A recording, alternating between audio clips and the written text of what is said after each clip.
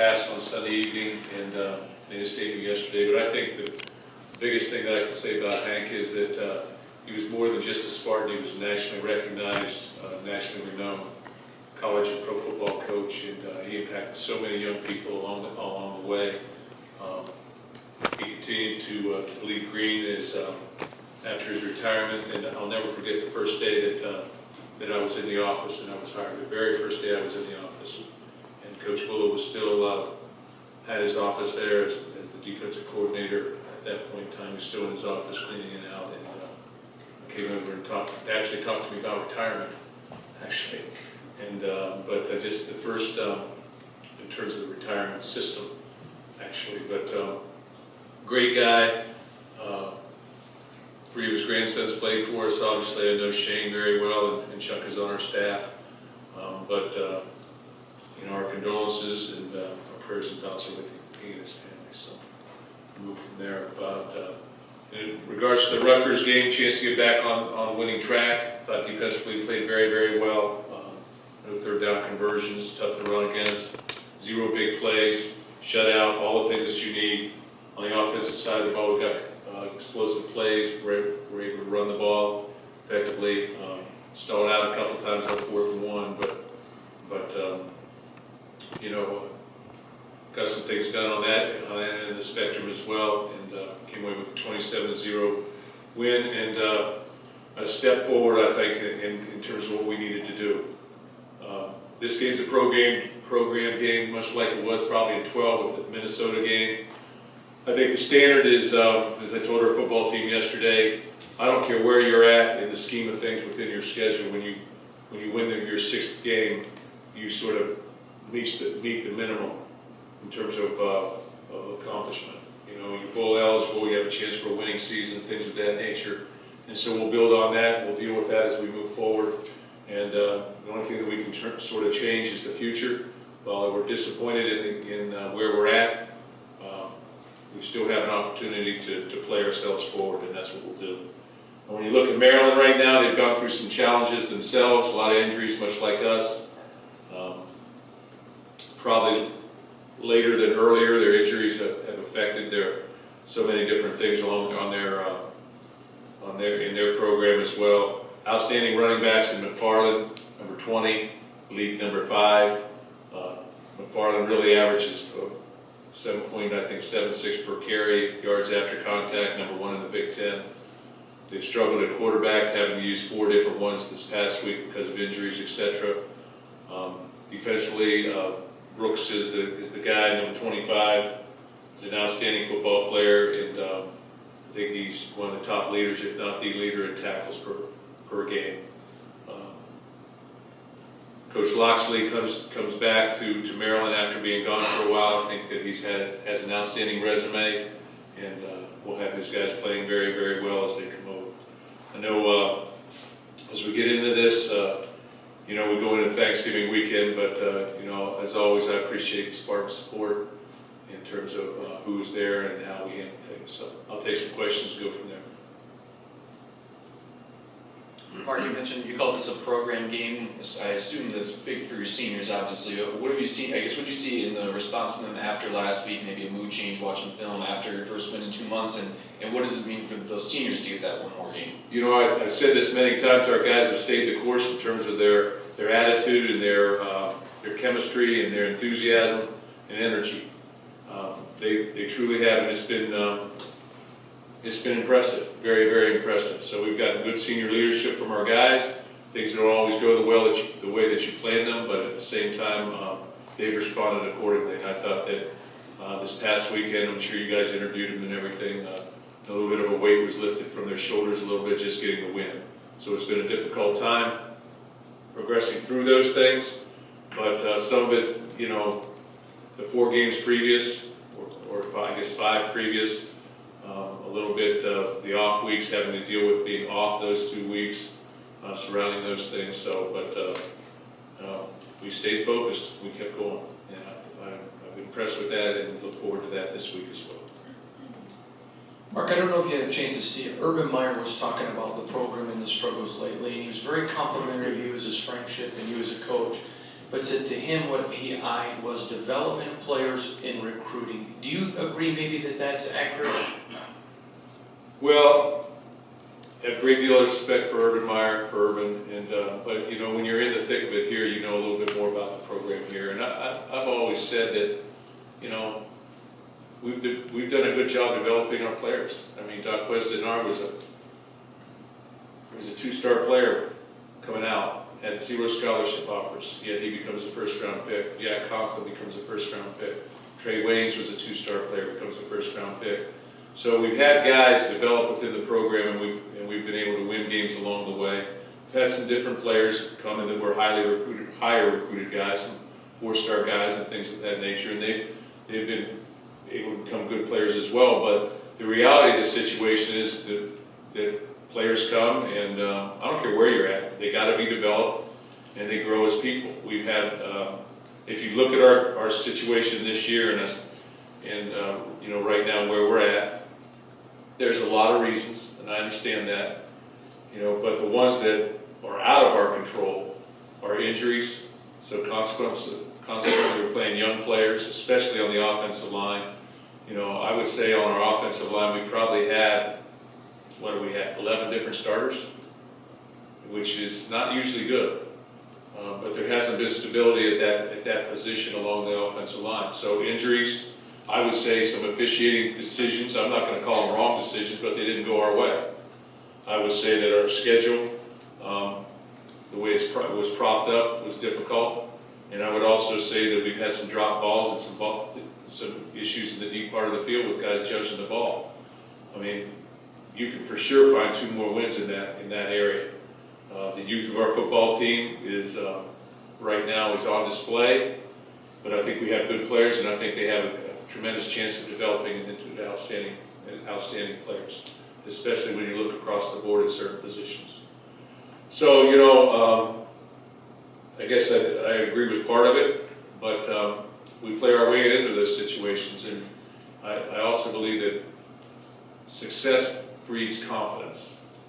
So if you're successful and all of a sudden you find yourself 7-0 or 8-0 like the 2011 team, then you're much more confident going into the next game. Like the other aspect occurs as well. You just start to spiral downward a little bit. You start saying, okay, what's next? I think our players have remained above that, and like I said, that's been impressive.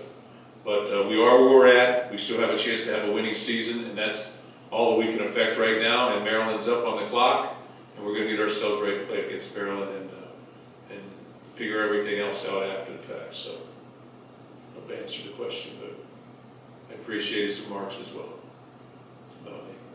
Mark, obviously the redshirt rules changed, but you could use guys. You got Dobbs, Wright, Mosley, and Halleck all sitting at 4 games with 1 or possibly 2 left. What's the thought on using them and potentially burning redshirts there? Yeah, I think that if guys are playing, you know, if a guy's a starter, I mean, he's got to play on.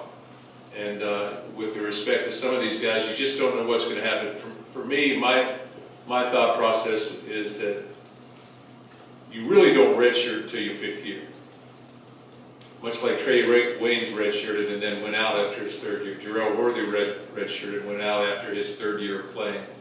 So you redshirt, whether you take it now or whether you take it after the next year, or you take it like, you mean basically Kevin Jarvis, if he plays in 1 game, we can redshirt him still.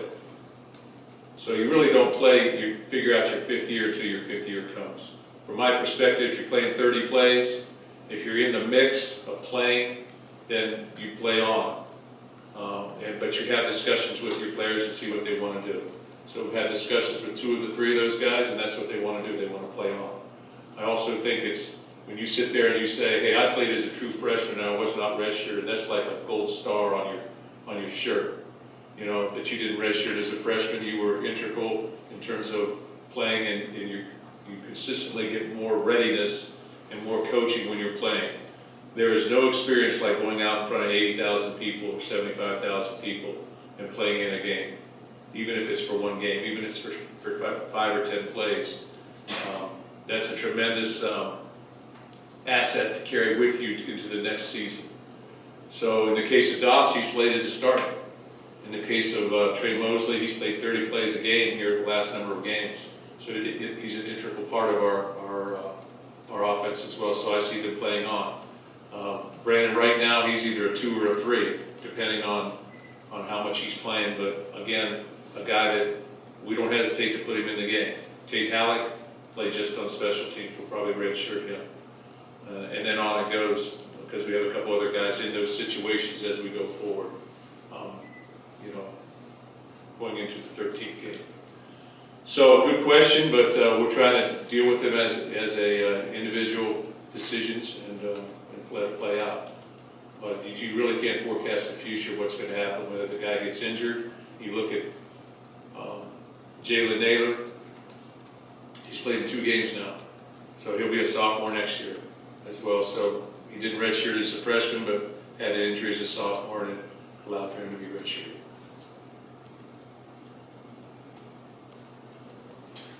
Mark, you mentioned in your opening remarks a little bit about the 2012 game at Minnesota. I'm just curious, how often do you reference that this week? Some of these guys were probably pretty young or might not have really understood the stakes of that game. I know that's a game that you've held in high regard. Do you reference that very often this week, or is there kind of a new message with this group and what they need? No, I referenced that. I referenced that last week as well. You know, what we have to do to meet a basic threshold. So I referenced it and talked about it, and I do think when I look back at 2012, you know, we had to go up in the cold and win away from home, and that set us onto a string of 38-5 the next, you know, 42 to 43 games. So that was a mindset type game, a program game, or what I would call a program game. As far as Raekwon, I think 40 straight starts, he's one off from time to mark. How, I guess, what does that say for him, and how difficult is it for a guy, especially in the interior of the defensive line, to get to that point, longevity? Well, yeah, I think it's difficult just from a health standpoint to be able to maintain and be a starter every game for that length of time. I know that Marcus Rush, I think, missed 1 game and maybe 52 out of 53 or something like that, something outstanding. But not many people have been able to do that, so that's a credit to him and his durability. And you know, when you look at what we would call our Iron Man people, guys who perform highly in the weight room, you know, I think that corresponds with that. But he's been a warrior for us, and he'll have that opportunity again. I was going to ask you about Raekwon, so that question is gone, but in terms of your whole senior class as a whole, when you look at this group, what will you remember about them the most? I know probably each class has its own significance to you personally. Yeah, what I remember about this senior class will be their ability to stay focused, I think, to be able to weather some storms as they move through it. You know, in 2010, we got a bounce back year, won 10 football games, and then, you know, last year we had a lot of close games. Could have won a couple of those, and but they maintained who they were. I was extremely impressed that our 5 defensive players that could have gone out early chose to stay. That was a huge statement, I think, for this program. It's something that I'll remember those guys all for, whether that's Raekwon, you know, or Panasuk, or David Dow, or Joe Bacci, or Kenny Willikis. All 5 of those guys could have won. That was a testament to their attitude towards this football team. And then again this year, just stay in the course. And some things you can control, some things you can't. The things that we can control, we want to do that, but other things that we can't control, we have to deal with. But they've maintained a positive approach, and sometimes, as much as anything, that's to be applauded.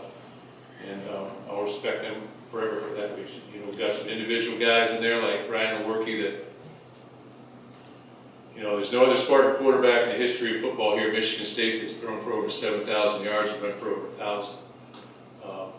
That's very impressive. You know, Darryl Stewart leading the Big Ten in catches at the time of his injury.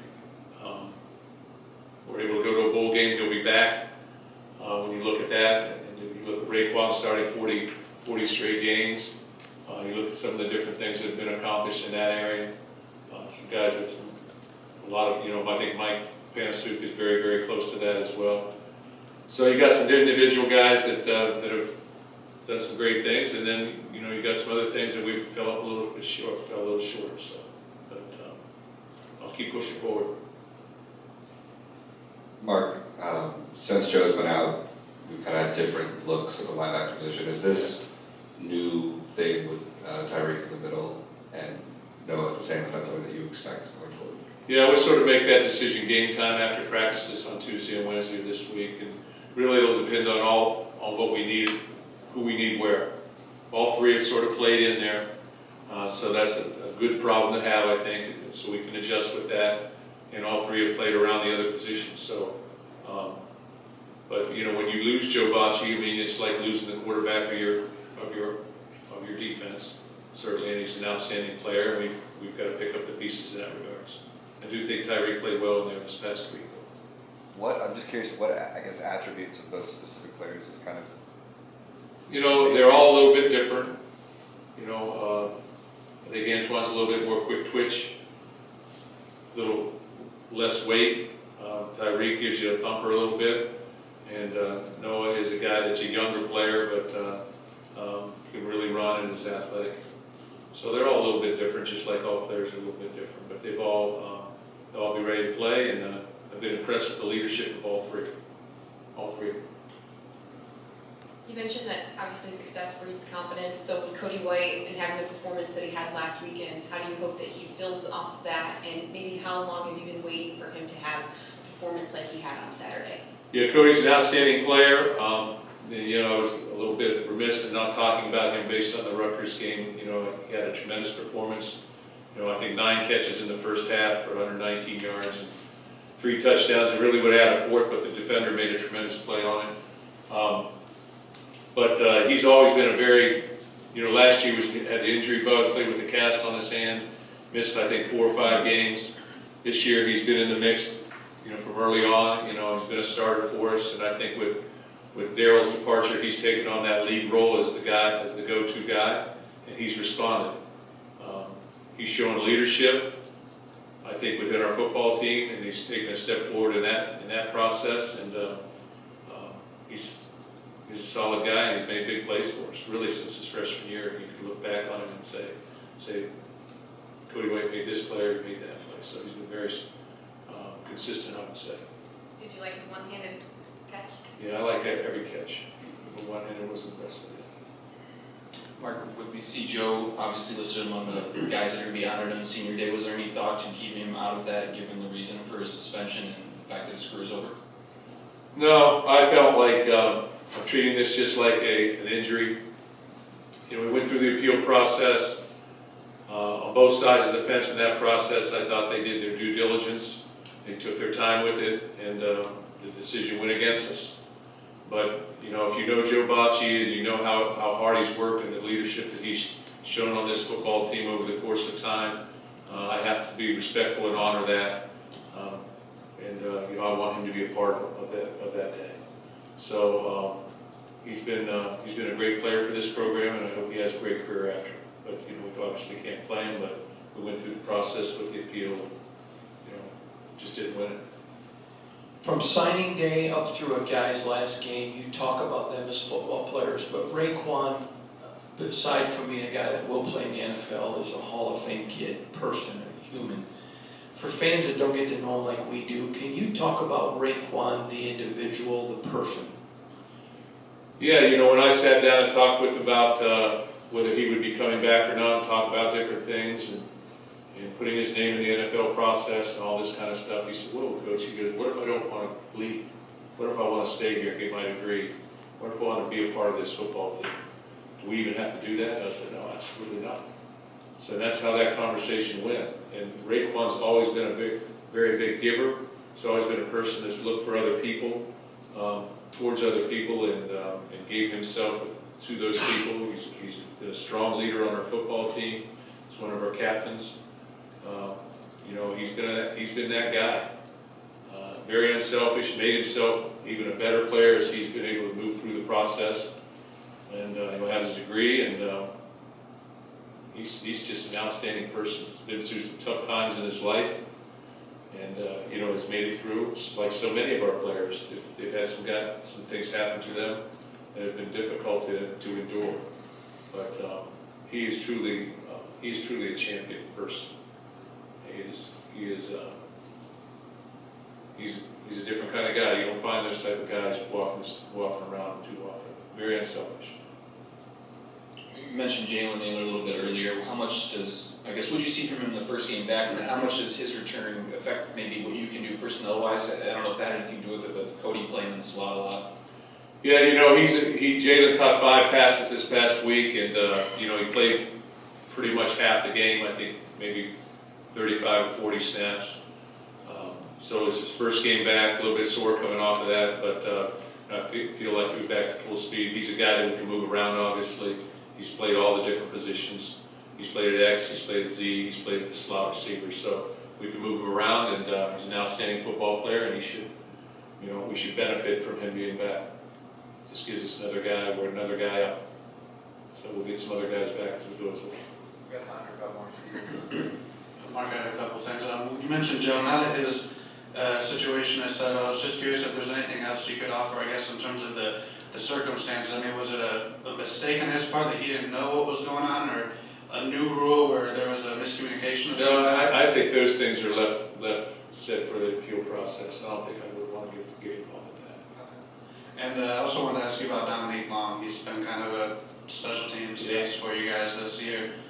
Seems like he's making every tackle. Why is he so good there? And sort of mentally, I mean, for a guy to take on that role, and it seems like he embraces and thrives in it. What is it about him that he really takes to that? He's got tenacity, number one. He plays every play as hard as he can play.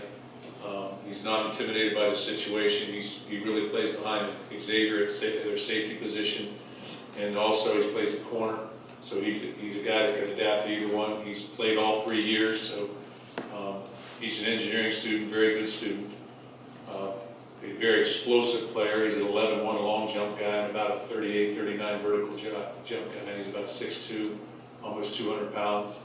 So he has the physical attributes. He was a receiver in high school, so he has the ball skills. And I see him as being a guy that will continue to play forward in more situations and more plays.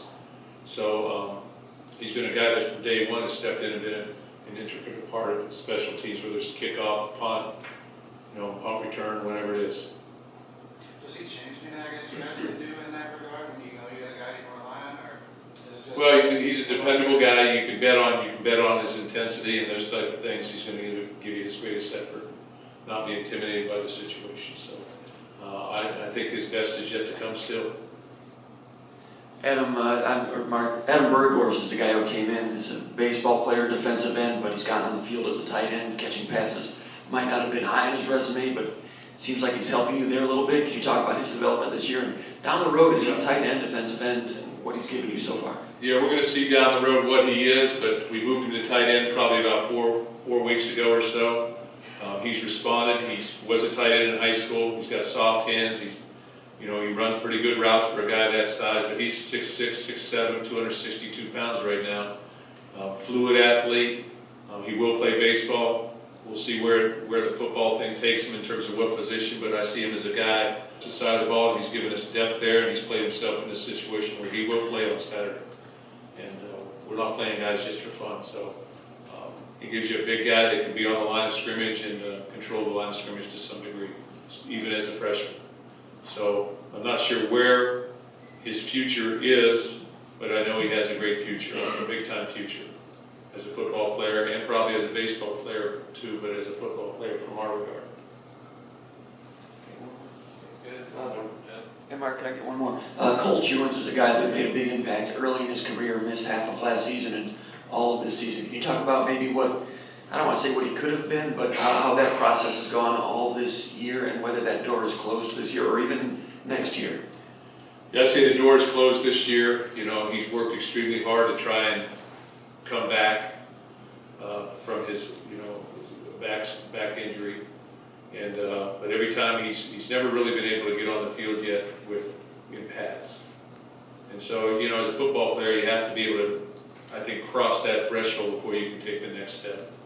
So, but he continues to work, and he keeps a positive attitude, and continues to lead, he's got his master's degree in finance now. So, depending on his, I guess, durability and what he's able to accomplish physically, we'll decide whether he can take another step forward as a football player. that's the decision he'll have to make, and we'll have to make as we go forward. But as of right now, he's just working off the field without pads.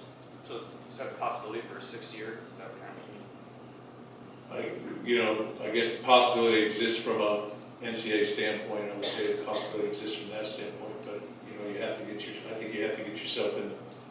You have to get on the field, see if how you're able to withstand the uphold, being able to play offensive line first.